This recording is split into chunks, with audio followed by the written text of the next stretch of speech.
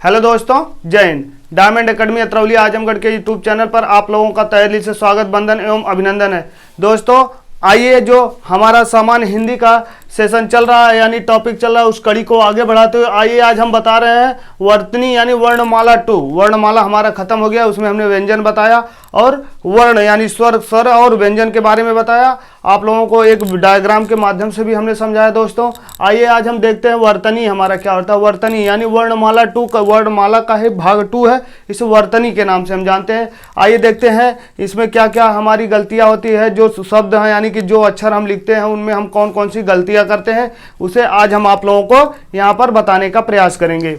आइए देखते हैं, किसी शब्द में किसी भाव को बनाने के लिए, किसी शब्द में किसी भाव को बनाने के लिए जितने वर्ण या अक्षर जिस क्रम में प्रयोग होते हैं उसी को हम क्या कहते हैं, क्रम में लिखने की वर्तनी कहते हैं। जैसे कहने का मतलब हमारा है, किसी भी वर्ण को अगर हम क्रम में लिख रहे हैं उसी को हम लिखने की वर्तनीय कहते हैं। और कहता है कि नई लाइन से हमारा क्या कहता है, अंग्रेजी भाषा में इसे क्या कहा जाता है, स्पेलिंग कहा जाता है। अंग्रेजी भाषा में स्पेलिंग कहा जाता है और उर्दू में इसे हिज्जे कहते हैं। उर्दू में कभी कभी पूछ लेता वर्तनी को क्या कहा जाता है, जिस वर्ड को हम शुद्ध मतलब क्रम व्यवस्था से लिखते हैं उसे क्या कहता है, तो उर्दू में इसे हिज्जे कहा जाता है। आइए देखते हैं वर्तनी संबंधित कुछ विशेष जानकारियाँ। वर्तनी संबंधित कुछ विशेष जानकारियाँ आइए एक एक करके जानते हैं। वर्णों के लिखावट में सावधानी, हमारे जो वर्ण हम लिखते हैं उस वर्ण के लिखावट में कौन कौन सी सावधानियाँ हमें बरतनी चाहिए, कैसे उसका हम प्रयोग करेंगे, आइए देखते हैं। हमारा आपका आयोग जो होता है, जैसे हम परीक्षा कभी कभी लिखित परीक्षा देंगे जैसे IAS PCS की, तो वहाँ पर हमारा शुद्ध वर्तनी ज़्यादातर मायने रखता है। यदि हमारा कोई भी वर्ण यानी अक्षर अगर गलत है तो केवल और केवल वर्तनी के कारण गलत होता है। यदि आप लोग हमारी इस वीडियो को देखते हैं तो IAS PCS की यदि आप लोग लिखावट करते हैं या लिखते हैं हिंदी में यदि हिंदी मीडियम के हैं आप, तो आपकी शुद्ध वर्तनी होनी चाहिए। वर्तनी के कारण ही हमारा नंबर भी कटता। आइए देखते हैं वर्तनी का कैसे प्रयोग किया जाता है। वर्तनी संबंधित कुछ विशेष जानकारी है। वर्णों में लिखावट में सावधानी, जैसे हम खा कभी कभी कैसे लिखते हैं, आइए देखते हैं। उस वर्ड के माध्यम से आपको हम समझाने का प्रयास करें। खा को लिखते समय ध्यान दें कि खा को इस तरह खा लिखें, ना कि इस तरह की तरह ना लिखें। ठीक है, इस वाले खा की तरह, ये खा की तरह लिखे, ना कि इस वाले खा की तरह लिखें, अन्यथा शब्द का अर्थ भी बदल सकता है।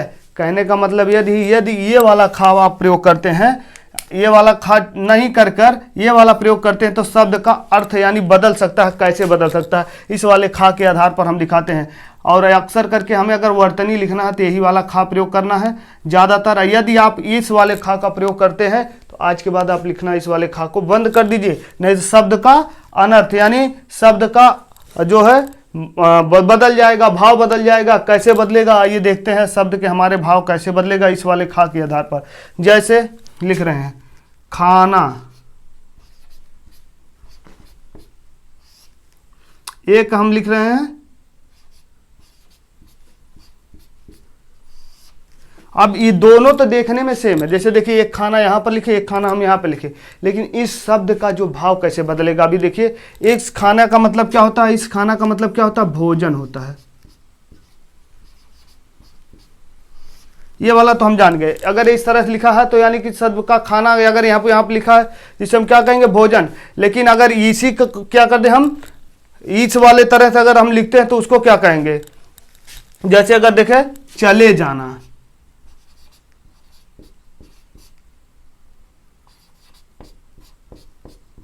यहाँ पे देखिए इस शब्द का मतलब क्या हो रहा है, रवाना। रवाना माने क्या होता है, चले जाना। इसे हम खाना यहाँ पर नहीं पढ़ सकते, इसलिए इन दोनों शब्द में क्या है, कंफ्यूजन है यानी कंक्लूजन है। इसको हम इस शब्द के भाव के आधार पर, इस वाले खा के आधार पर हम स्पष्ट नहीं कर सकते हैं। यदि हमारा ये वाला खा होता तो स्पष्ट रूप से हम बता देते थे कि खाना यानी भोजन। अगर ये वाला खा की जगह ये वाला लिख दे रहे हैं इस वाले खा को, तो देखिए हमारा भाव कैसे बदल जा रहा है, यानी अर्थ बदल जा सकता है। बदल कैसे, यहाँ पर इस वाले खाना को या खाना पढ़ेंगे तो इसका मतलब भोजन होना होता है, और इसको यदि रवाना पढ़ेंगे तो इसका मतलब क्या होता है, चला जाना होता है। यही हमारा क्या होता है, वर्तनी होता है। इस वर्तनी में यही देखना पड़ता है। यदि इस वाले, और ज़्यादातर आज के बाद आप लोग किस वाले खा का प्रयोग करेंगे, ये वाला खा को। इससे क्या होगा, हमारे शब्द का भाव का कोई असर नहीं पड़ेगा, यानी हमारा शब्द जो लिखा जा रहा है उस पर कोई भी परिवर्तन नहीं होगा, हमारे भाव में कोई चेंजिंग नहीं होगी। आप लोग इस वाले खा का प्रयोग करते हैं तो, यदि इस वाले खा का आज से प्रयोग आप लोग करते हैं तो आज से मत करिए। यदि शुद्ध वर्तनी आपको कभी लिखना है या पढ़ना है तो आपको इस तरह के खा का प्रयोग नहीं करना है। यदि इस खाले खा का प्रयोग करेंगे तो हमारे कहने का मतलब है यहाँ पर अर्थ जो है भाव बदल जाएगा। यहाँ पे हमने अपने जो है जैसे माध्यम से आप लोगों को समझाने का प्रयास किए। आप लोग देख सकते हैं यदि इस वाले खा का प्रयोग करेंगे तो इसका मतलब क्या, खाना भी हो सकता है, रवाना भी हो सकता है। तो खाना मिस भोजन भी होता है, रवाना मिस चले जाना होता है। ठीक है, तो आइए देखते हैं नेक्स्ट कड़ी में हमारा क्या लिखा, खा। खा जैसे ये का हमने बताया, अब इस खा वाले में बताते हैं सिरो रेखा। हमारा आज तक सिरो रेखा लेकर कई ज़्यादा अपवाद है, किसके ऊपर सिरो रेखा ना लगाएं। सिरो रेखा किसे कहा जाता है, किसी अक्षर के ऊपर रेखा पारा जाता है उसी को हम क्या कहते हैं, सिरो रेखा कहते हैं। जैसे हिंदी व्यंजन यानी वर्णमाला में कुछ ऐसे शब्द यानी अक्षर हैं जिसके ऊपर सिरो रेखा नहीं लगता, वो चाहे बीच में आ जाए चाहे वो पहले रहे, कुछ ऐसे वर्ण हैं उनके ऊपर सिरो रेखा नहीं लगती है। जैसे देखते आइए, कुछ वर्ण ऐसे होते हैं जिनके ऊपर सिरो रेखा छोड़ी जाती है, वो वर्ण यानी शब्द के मध्य में ही क्यों ना आ जाए। कहने का मतलब वर्ण यानी अक्षर के मध्य में ही क्यों ना आ जाए, उसके ऊपर से सिरो रेखा हमको नहीं लगाना। यदि हम सिरो रेखा लगाते हैं तो शुद्ध वर्तनी के तहत हमारा जो है वह अक्षर गलत माना जाएगा। और कौन से ऐसे अक्षर हैं आइए देख ले रहे हैं, उनके बारे में हम जानकारी ले लेते हैं कि कौन से ऐसे शब्द हैं यानी अक्षर है जिसके ऊपर हम सिरो रेखा नहीं लगाते हैं। जैसे कहने मतलब जितने भी अक्षर हैं, अभी आप हम याद करने का ट्रिक भी बताएंगे, पहले लिख ले रहे हैं। देखिए ये हमारा क्या हो गया, धा, और ये हमारा थ, धा हो गया, था हो गया। और हम कौन से लिख सकते हैं, छा हो गया, और हमारा जो श्री का प्रयोग करते हैं, ठीक है, श्रा हो गया। और फिर उसके बाद हमारा क्या हो गया, भा हो गया। फिर उसके बाद हमारा क्या हो जाए, आ और दंतोष्ट सा, ये हमारा आ हो गया और ये दंतोष्ट सा हो गया। ये सब जितने भी अक्षर अगर हमें आए मध्य में मिल जाएं या बीच में मिले या कहीं पर मिले, उनके ऊपर हमें सिरो रेखा लगाने की जरूरत नहीं है। यदि हम सिरो रेखा इनके ऊपर लगाते हैं तो हमारे वर्तनी के तहत जो है शब्द जो यानी अक्षर गलत माना जाएगा। आइए देखते हैं कुछ एग्जाम्पल के माध्यम से भी हम समझते हैं। जैसे लिख रहे हैं इसे अधर्म,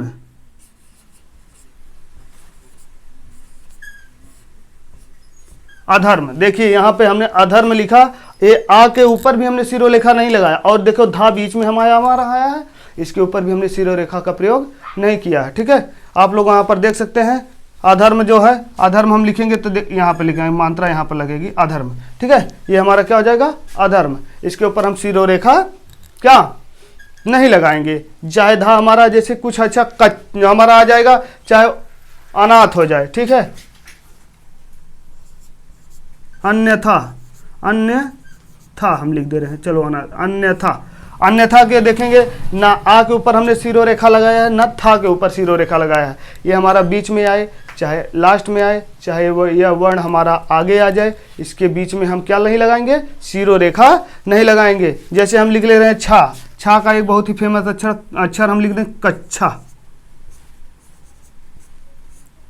कच्छा ऐसे लिखेंगे, ना कि ऐसे लिखेंगे, ना कि इस तरह लिखेंगे। ये हमारा वर्तनी के तहत गलत माना जाएगा, इसलिए आप लोग कच्छा किस तरह लिखेंगे आज के बाद आप लोग देख लीजिए। इसके ऊपर सिरो रेखा, छा के ऊपर सिरो रेखा नहीं लगती है। फिर आइए देख ले रहे हैं और कुछ हमारे जैसे, और अधिश्रम, अधिश्रम,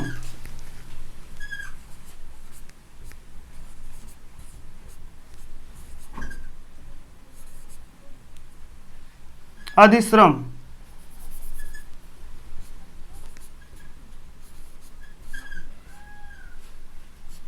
देखिए ना ही हमने धा पे छोटी मात्रा जो होता है उस पर ना ही सिरो रेखा लगाए हैं, और ना ही हमने किस पे लगाए हैं, श्रम वाले पे। ठीक है, अधिश्रम, इसके ऊपर हम सिरो रेखा नहीं लगाएंगे। जैसे हम कुछ और लिख लें, जैसे हम लिखे भाग कर देख ले, कभी लगा दें,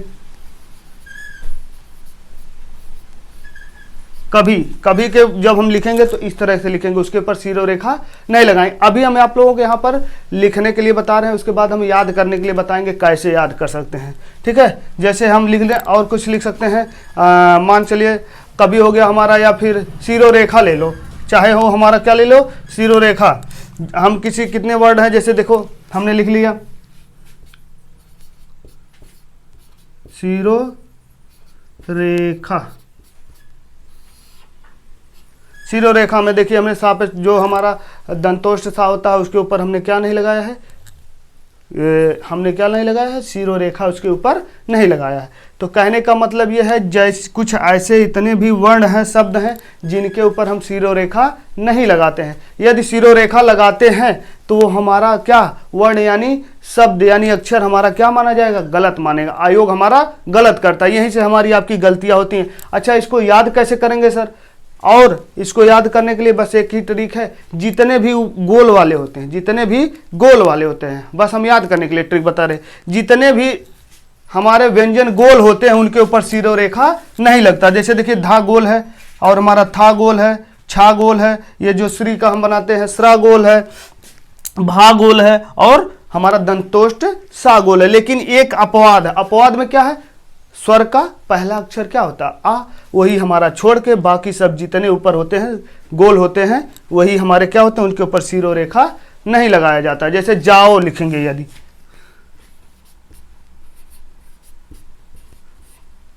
जाओ लगाए जाओ लेंगे, जैसे जितने भी हमारे आ शब्द हैं वो स्वर के, कहने का मतलब हम यहाँ पे बताएंगे केवल उसी को याद रख लीजिए, बाकी जिनके ऊपर क्या आप हमेशा लिखेंगे, इस बात को ध्यान में बस एक बात एक पॉइंट रख लीजिएगा कि जितने भी गोल लगा होता है, जिनके ऊपर गोल लगा होता है यानी गोला किया रहता है, वही हमारे क्या होते हैं, वर्ण यानी शब्द यानी अक्षर, उनके ऊपर हमारा क्या नहीं लगता है, क्या नहीं लगता है, सिरो रेखा नहीं लगता है। आप लोग ध्यान से देख सकते हैं, धा हो गया, था हो गया, छा हो गया, श्रेय हो गया और फिर भा हो गया, आ हो गया, दंतोष्ठ सा हो गया, इनके ऊपर हम सिरो रेखा नहीं लगाते हैं। और यदि आप लोग एक चीज यहाँ पर हम भूल गए हैं, आप लोग लिख सकते हैं, नोट करके लिख सके, शेष सभी वर्णों के पर सिरो रेखा क्या होता है, लगाई जाती है। शेष सभी वर्णों पर सिरो रेखा लगाई जाती है। यहाँ पर नोट करके आप लोग सीख सकते हैं, जैसे नोट करके लिख देंगे, नोट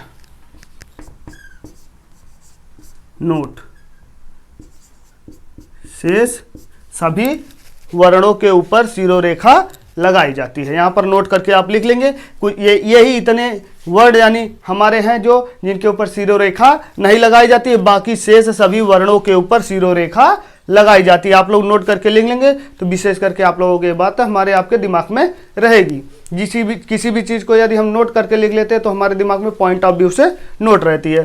तो हमारा कहने का मतलब ये है, सिरो रेखा लगाने का आप लोग सीख गए होंगे। तो आइए देख लेते हैं अब हमारे कुछ ऐसे वर्ण हैं जिनके हलंत लगाते हैं, और हलंत लगाते हैं कहाँ पर, आधा लिखते हैं, कहाँ पर पूरा लिखते हैं, इनके बारे में जानकारी लेते हैं। आइए देखिए, गा में हमारा संयुक्त वर्ण या अक्षर, जिसे संयुक्त या वर्ण जो दो वर्णों से मिलकर बना हो उसे संयुक्त वर्ण कहते हैं। दो वर्णों से मिलकर बने वर्ण यानी संयुक्त वर्ण या अक्षर कहलाता है। दो, यदि आप लोगों से कोई डिफिनेशन यानी परिभाषा पूछे, संयुक्त वर्ण यानी अक्षर का डिफिनेशन यानी परिभाषा बताइए, तो दो वर्णों से मिलकर बना वर्ण संयुक्त वर्ण या अक्षर कहलाता है। आइए इनके बारे में जानते हैं। जब हम व्यंजनों को आधा बनाते हैं तो व्यंजन के नीचे, जब हम व्यंजनों को आधा बनाते हैं तो व्यंजन के नीचे हलंत यानी हलंत का देखिए, हलंत जैसे हम यहाँ लिखे हैं, यहाँ पे लिखे देखिए, हलंत का शब्द लगाए कि नहीं लगाए, यही हलंत, ठीक है। नीचे ये जैसे कोई वर्ण हमारा अधूरा, जैसे अक्षर में अगर लगाएंगे ये हमारा अधूरा हो जाएगा, इसी को हलंत कहा जाता है, ठीक है। तो व्यंजन के नीचे हलंत लगाते हैं यदि शब्द के मध्य आए हुए कुछ व्यंजन, यदि शब्द के मध्य आए हुए कुछ व्यंजन आधे हो तो उन्हें आधा लिख सकते हैं, किंतु कुछ व्यंजन आधे नहीं लिखे जाते। जैसे हमारा देखिए ड, ठीक है, अंगा इसी कहते हैं, ठीक है, ये हमारा क्या है, अंगा, अंगा का अधूरा है, ठीक है। ये छा, छा हमारा क्या हलंत लगा है, टा हलंत, इनको जैसे क्या है आधा नहीं लिख सकते। कुछ ऐसे व्यंजन हैं जिन्हें हम आधा नहीं लिख सकते हैं, ठीक है। ड हो गया, अंगा हो गया, छा हो गया, टा हो गया, ता हो गया, डा हो गया, दा हो गया और रा हो गया, हा हो गया। ये हमारे कुछ ऐसे व्यंजन हैं जिसके हम हलंत नहीं लगाते हैं। इन्हें दूसरे व्यंजन के साथ युग्म करके, यानी अगर ये आ जाता है अधूरे में तो इन्हें दूसरे व्यंजन के साथ युग्म यानी जोड़कर युग्म करके लिखा जाता है। सर्वाधिक प्रयोग में आने वाले वर्ण, इनमें से सर्वाधिक प्रयोग में आने वाले वर्ण कौन कौन से हैं? हमारा दा हो जाएगा, रा हो जाएगा और हा हो जाएगा। ये सब हमारा बार बार आने वाले वर्ण हैं। जैसे ज़्यादातर जो वर्ण लिखे जाते हैं यानी हमारे आपके बीच में प्रयोग होते हैं, जैसे दा हमने बताया, रा बताया और हा बताया। आइए दा के बारे में देखते हैं कैसे कैसे प्रयोग होता है, हम उसे क्या पढ़ते हैं। आइए देखते हैं, हमने यहाँ पे लिखा हुआ है दा का संयुक्त वर्ण रूप। दा का संयुक्त वर्ण रूप आइए देखते हैं कैसे होता है। देखिए यह अक्षर जैसे दा प्लस या मिलकर क्या बनता है, या आधा दा मिलकर क्या बनता है, या आधा दा और वाह मिलकर क्या बनता है, या आधा दा और भा मिलकर क्या बनता है, या आधा दा और माँ मिलकर क्या बनते हैं, या आधा धा और आधा दा और धा पूरा धा मिलकर क्या बनते हैं। फिर अधूरा हमने कह दिया व्यंजन यानी व्यंजन का दा, और ये हमारा व्यंजन का पूरा नाक मिलकर क्या बनता है। आइए देखते हैं, जैसे दा और या मिलेगा तो कुछ इस तरह से हम पढ़ते हैं, जैसे विद्या में लिखते हैं ना, तो इसमें क्या होता है हमारा कौन अधूरा है कौन पूरा है ये देख लेते हैं। हम यहाँ पे समझा दे रहे हैं। यहाँ पे देखेंगे तो दा हमारा जो अधूरा है प्लस का या हमारा पूरा है, तब जाके इन दोनों से मिलकर हमारा क्या बनता है, इन दोनों वर्णों से मिलकर द्या बनता है। ठीक है। और अच्छा जैसे हम आधा दा और आधा दा में हम कैसे पढ़ाएंगे, जैसे उद्देश्य कहीं कहीं लिखा रहता है उसमें देखते हैं उद्देश्य कुछ इसी तरह से रहता है। इसमें देखेंगे तो एक हमारा दा जो होता है क्या होता है, एक दा पहला वाला दा हमारा अधूरा होता है यानी व्यंजन का दा होता है, और एक व्यंजन का पूरा दा होता है। ठीक है, ये प्लस का दा, ये दोनों मिलकर हमारे क्या बनते हैं, जैसे उद्देश्य हो गया। ठीक है, यहाँ पे देखेंगे, ठीक है, यहाँ पे कभी कभी देखते हैं ये भी हमारा इस तरह का दा दिखता है, तो इसमें हम स्पष्ट नहीं कर पाते हैं कि कौन सा अधूरा है कौन सा पूरा है। इसे भी देख सकते हैं हम आप, ये पहला हमारा वर्ण क्या हो जाएगा, अधूरा होता है, वाह हमारा प्लस का पूरा होता है, तब जाके हमारा ये बनता है। ठीक है, ऐसे कुछ करके हमारा ये भी लिखा रहता है। इसमें हम देख लेंगे ये वाला हमारा दा अधूरा है प्लस का भा हमारा पूरा है। आइए इसी वाले में देख ले रहे हैं, कुछ इस तरह का होता है। ये वाला दा हमारा ये कैसे बनता है, ठीक है, ये वाला दा अधूरा होता है और माँ हमारा प्लस का पूरा होता है। ठीक है, और फिर यहाँ पे देख ले रहे हैं, ये भी देख लीजिए जैसे शुद्ध होता है उसमें ज़्यादातर हम देखते हैं इसे। ठीक है, तो यहाँ पर देख लीजिए इसको हम प्रयोग करते वक्त ये दा हमारा आधा होता है और प्लस का धा हमारा पूरा होता है। ठीक है, और फिर यहाँ पर देख लेंगे ये हमारा क्या हो जाएगा, ये वाला दा देख लेंगे तो ये हमारा दा जो आधा होता है और प्लस का ना, ये मिलकर तब जाके हमारा इस वर्ण का निर्माण करता है। आइए देखते हैं, जैसे कुछ हमने शब्द लिए हैं इनके बारे में बताएं। इन शब्द देखें यहाँ पे लिखेंगे, यह अक्षर दा प्लस या मिलकर ये वाला यानी वर्ण यानी शब्द का निर्माण करता है, और आधा दा मिलकर इसका निर्माण करता है, हमने बता ही दिया आप लोगों को। और यहाँ पर देखिए का संयुक्त रूप है, का संयुक्त रूप है, ये सब शब्दों का दो शब्दों से मिलकर यानी युग्म यानी जोड़ा मिलकर क्या आता है, संयुक्त रूप है। इनमें पहला वर्ण दा आधा, इनमें देखिए यहाँ पर ध्यान से लिखिए, इनमें पहला वर्ण दा जो दा आधा बिना स्वर के होता है, यानी जैसे दा कभी भी अगर स्वर जितने भी होते हैं, जितने भी व्यंजन होते हैं स्वर के साथ पूरा होते हैं। हमने बताया था ना, जितने भी व्यंजन होते हैं क्या होते हैं, स्वर के साथ होते हैं। जैसे दा हमारा जो होता है ये वाला दा हमने बताया था ना, कभी भी जिस ये होता है व्यंजन के साथ मिलकर अपने वर्ण को पूरा दिखाता है। जैसे बिना स्वर के ये वाला दा रहता है बिना स्वर के, ये वाला रहता है जैसे भा लिखा है ये भी व्यंजन का, लेकिन इसमें स्वर मिला इसलिए पूरा है।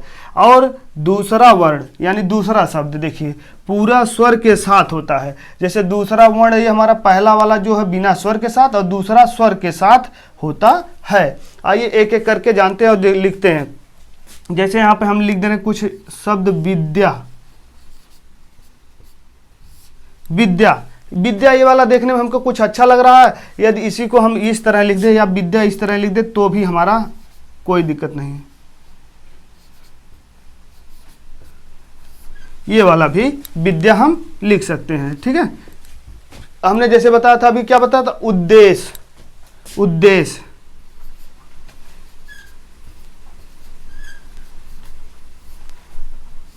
ये वाला हमारा उद्देश्य देखेंगे तो ये वाला उद्देश्य को ऐसे भी लिख सकते हैं, या बराबर का आधा दा, दा पे एक मात्रा, आधा सा, और यह खाली उद्देश्य, ऐसे भी लिख सकते हैं, ठीक है। या हम इसे ऐसे भी लिख सकते हैं, ठीक है। या फिर हम ये वाला क्योंकि ये हमारा अधूरा है, ठीक है, इसलिए कभी सहारा नहीं लेता है। या हम इसको क्या ऐसे भी लिख सकते हैं, कोई दिक्कत नहीं होगा, ठीक है। इसको आप ऐसे ही लिख दीजिए, ठीक है, उद्देश्य, ठीक है। ये हमारा इस तरह से भी लिखा जा सकता है। जैसे हम और कुछ ले लें, द्वितीय ले लें, द्वितीय,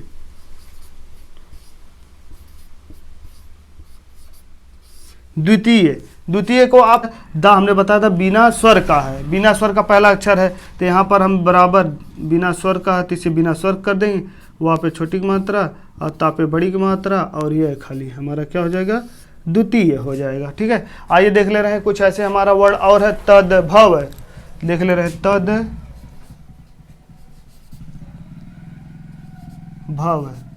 तद्भव, ये हमारा कुछ इस तरह से होता है। या हम तद्भव कैसे लिख सकते हैं, ता पूरा रहेगा और फिर उसके बाद हमारा क्या रहेगा, आधा अधूरा बिना स्वर का, बिना स्वर का दा रहेगा, फिर भा रहेगा, फिर वा रहेगा, ठीक है। ये हमें देखने में कुछ अच्छा नहीं लगता, इसलिए हमारे कुछ ऐसे वर्ड हैं जिसे मॉडिफाई करके, इसलिए इस दा को देखने में लगता है जबकि दा नहीं भा आधा है, जबकि यहाँ पर देखेंगे तो हमारा दा बिना स्वर का होता और भा हमारे स्वर के साथ होता है। इस दा को सहारे के रूप में प्रयोग किया जाता है। इससे ऐसे और कुछ वर्ड हमारे पास हैं और लिख सकते हैं। आप लोग कमेंट सेक्शन में बताइए कुछ ऐसे वर्ड हैं जिन्हें हम, या फिर लिख दें पद्मिनी, पद्मिनी लिख दें, ठीक है। यहाँ पर कहाँ लिखे हैं, देखिए यहाँ पे ये वाला दा लिख दें,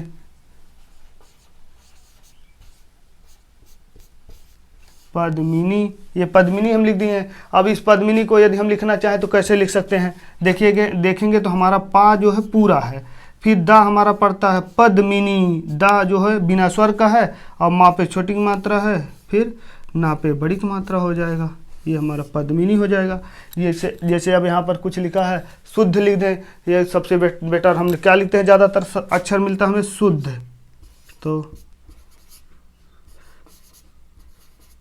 देखते हैं ऐसे वर्ड में ज़्यादातर आप लोग अगर पूछेंगे तो कोई सर्टिफाई यानी कोई क्लियर नहीं कर पाता कि दा अधूरा है कि धा अधूरा है, जबकि यहाँ पर एक बार यदि आप लोग हमारी वीडियो को देख लेंगे और जान जाएंगे तो आप लोगों को बताएंगे। फिर इसके बाद हम आप लोगों को हा वाला और रा वाला नेक्स्ट पार्ट में बताएंगे।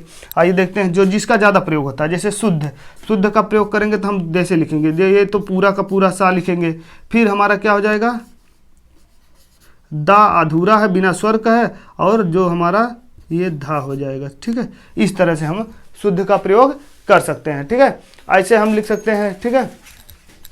ये हमारा क्या हो जाएगा, ये वाला हमारा शुद्ध है, ठीक है। आप लोग देख सकते हैं कुछ ऐसी तरह से हमने बताया था ना, ये हमारा क्या हो जाएगा, द्वंद्व, द्वंद्व में ज़्यादातर हम देखते हैं द्वंद्व में हमारा ऐसे पर लिखा मिलता है द्वंद्व। आप लोग बताइए द्वंद्व कैसे लिखा जाता है हिंदी में, आप लोग कमेंट करके बताइए।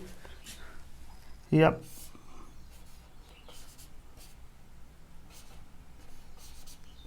द्वंद्व, अब यहाँ पर आप स्पष्ट नहीं कर पाएंगे कि ना आधा है कि दा आधा है कि, ठीक है।